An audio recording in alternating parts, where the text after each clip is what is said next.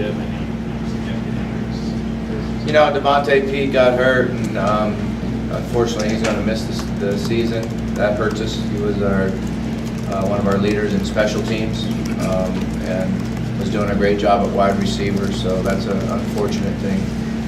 But he's got a great attitude, and he's a great worker. He'll be back. He has a red shirt available, so that helps too. Was that any part of the making him put Sergio back over on offense? Yeah, that played into it a little bit too.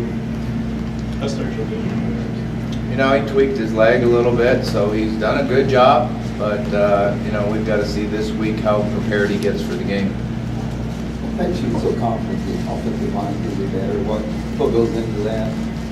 Yeah, I mean, I think they're just working really hard at it. The things we're doing, asking them to do, they've been very coachable. And like I said, we've got 3 guys that have been in the battles and done a nice job. And, they understand what we expect to see, and then they also understand that we're going to see something that we didn't practice for. You know, that's always one of the biggest things in the first game of the year, is being able to adjust to something that, you know, you didn't prepare for, because that's going to happen. There's no question that we're going to see something from their offense, their defense, maybe something even from special teams that, you know, we didn't practice for and prepare for. So now you got to be able to adjust and make the adjustments on the sideline.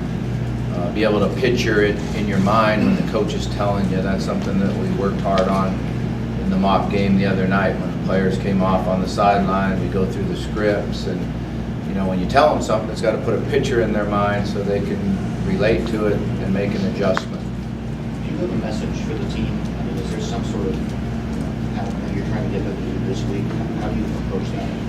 Yeah, we always have a theme and a message for the week, so hopefully they'll listen to it. What is it? It's a team thing, man. No, I can't tell you that. What's the biggest difference between a scrimmage and a mock game? Like you said, you wanted to try to make it as close as possible. Yeah, I mean, you really work all the situations, the pregame, how you lead up to it. You know, sometimes in a scrimmage, you just offense back up again. You get mad at them because they won't, you know, move the ball enough for the defense. So you keep the one defense out there. You know, sometimes the scrimmages are about as much mental toughness as execution. But this was about execution. This was about trying to do everything just like it's a game. Had the coaches on the headsets, come to the sideline, you know, where you sit, how you go through adjustments. You know, it's everything about just as if it's in a game for the starters and the, you know, the twos that you want rotating in with the starters. And everybody else is on the other sideline, and there's a special teams group and, you know, a group that's trying to give us the looks of Purdue. So it's kind of how you run it. Bobby, what is Lamar better at now than he was at the end of last season? Yeah, I think he's better at just about everything. You know, he's more experienced, so he really understands what we're trying to do. His feel for the game and the defenses, and his recognition, and then not hesitating. You know, a lot of times as a young quarterback, you don't really trust what you see. You know, sometimes you don't really believe it, so you hesitate. Well, he trusts what he sees. He trusts his knowledge, so his decisions are quicker and better. And you know, he's doing a good job with his technique, his sets, his transfers, weight. He's had really good scrimmages and been very accurate, and done a nice job of getting us out of a bad play into a good play. Bobby, over the last few years, you've talked about increasing the overall team speed. Is this the fastest team that you've had here?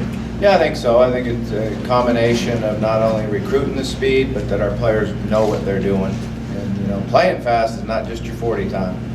It's understanding your job and what you're supposed to do, understanding what the other side of the ball is trying to do, and then not hesitating and being ready to go. Just, you know, get to your technique before they get to theirs. But I think we're going to be a fast team. I like what I've seen so far.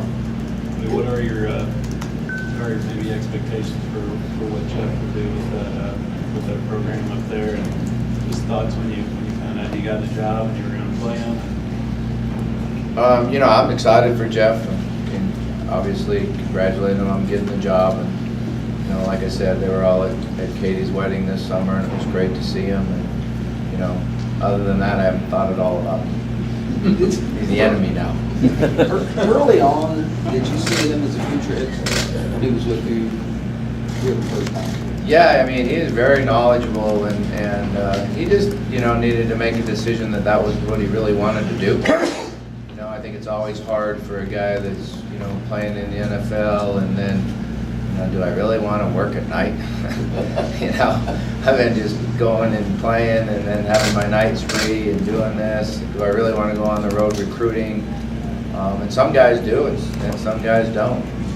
I think that when I went to Western, Jeff called me and we talked on the phone, and he said that I have made the decision that I really do want to be a head coach now. And that's why I would like to come to Western with you. And so, I think that to me said more than anything else is that he was ready to be a head coach, and he was working towards it. Truly believed that he would be one. With Crum and Stanberry, what do they provide different from each other, and do you expect that they could maybe play at the same time? Oh yeah, they'll be in there together at the same time. I've always liked two tight end sets, and they're good at it. They're pretty similar. They both can really shoot their hips and run blocking and have great feet, and understand leverage. Both can run down the field and catch the ball. I think Mickey adjusts to the ball in the air maybe a little bit better, and Charles maybe runs after the catch a little bit better, but they're both threats, catching and running after the catch. I like that. They're breaking a lot of tackles and going all the way back to spring. So I like them a lot. Our quarterbacks trust them and understand where they're going to be. Mickey said sitting out a little bit helped his perspective of football and what the play should look like and where his role should be. Have you seen that from him? Yeah, well, he was kind of thrown in there real young. True, I guess he redshirted as a redshirt freshman, and was thrown right out there. Had some early success, and then things got a little bit hectic, and the game plans got bigger, and he struggled a little bit sometimes with assignments.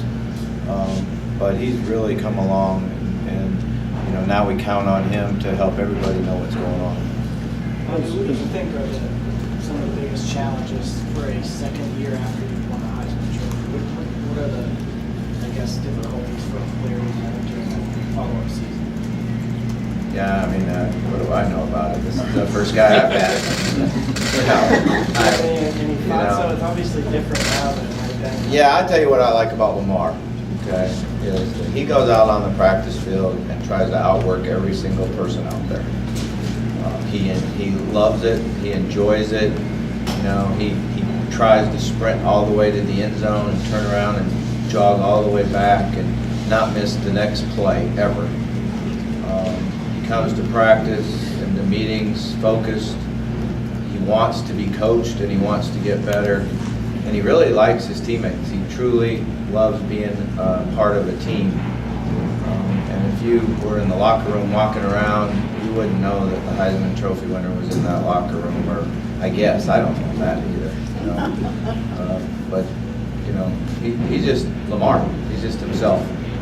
I think it was a struggle going to all the different awards things after the season, and being out of his element so much, and the anxiety that it caused, that it was wearing on him. And he lost weight. He wasn't himself for a little while. Then we got spring ball started, and he was right back to being himself. So I think number one thing that we all need to focus on is just go play football and win games. And then all that other stuff takes care of itself. And you've heard him even say it. At this time last year, he wasn't thinking about winning the Heisman Trophy. He wasn't on this list. He wasn't on that list. Whatever it might be. And the biggest thing is, just focus and concentrate on playing the game that you love playing and getting better at it. And that's what he's done. I have a tremendous amount of respect for how he works and how he practices and how enjoyable it is, for me to coach. He makes it easy to coach. One more question. As he's developed, Bobby, have you put more on his plate in terms of X's and O's? Are there things you'll ask for this year that maybe you wouldn't have a year ago? Sure. Oh, yeah. Yeah, there's no doubt about that. We increased the playbook and increase things that we like, and he has input on things he doesn't like, and, I think one of the neat things about Lamar right now is there'll be, play will take place, and he'll turn around and look at me and go, he needed to snap that, or he needed to run out of his break, and I'll say, go tell him, so, he's seeing it, he's understanding that the receiver needs to do this better, and that's like a huge step from 2 years ago when he first got here, so